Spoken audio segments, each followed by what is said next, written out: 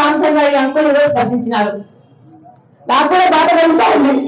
నన్ను కొట్టే ఎందుకు కొట్టాలనుకున్నారు?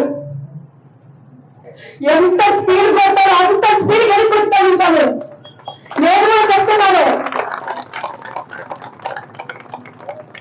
ఈరోజు కొంత ఆంధ్రప్రదేశ్ ఎవరైనా చెప్పండి, ఆడవాళ్ళకు మర్యాదగా ఎవరు మాట్లాడితే వారిని అసహ్యంగా వాళ్ళ సెల్ఫ్ రెస్పెక్ట్ కింద మాట్లాడుతున్నారు.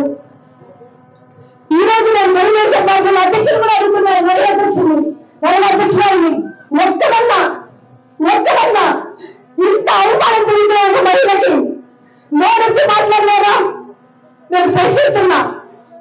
మొట్టమొదటి వ్యక్తులు నాకు తగిన సమానులు ఈరోజు మాట్లాడుతున్నారు. అందరూ గ్రహించండి, ఏ మహిళకు కూడా ఇలాంటి మాటలు మన వ్యక్తి అర్థం కాదు. ఈ 20 రోజులు నేను కడుపులో పెట్టుకుని బాధపడ్డాను. ఒకటే అనుకున్నాను, నాకు ఫస్ట్ ఒక ప్రైవేట్ వీడియో వచ్చింది, ఇది టెలికాస్ట్ కాదనుకున్నాను. కానీ యూట్యూబ్ లో వేసినారు దాన్ని అవమానకరంగా. నేను మీడియా వాళ్ళని కూడా అడుగుతున్నాను, ఒక మహిళని కించపరిస్తే అది మీ యొక్క మార్కెటింగ్ కోసము మొదలు కూడా చాలా తప్పు. దాన్ని ఖండించాల్సి కూడా ఎవరు ముందుకు రాలేదు.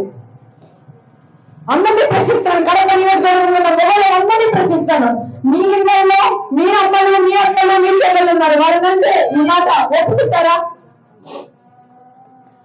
నేను ఒక కన్నుచుక్క పెడతానేమో, కానీ వెలికిపోయే మనిషి కాదు.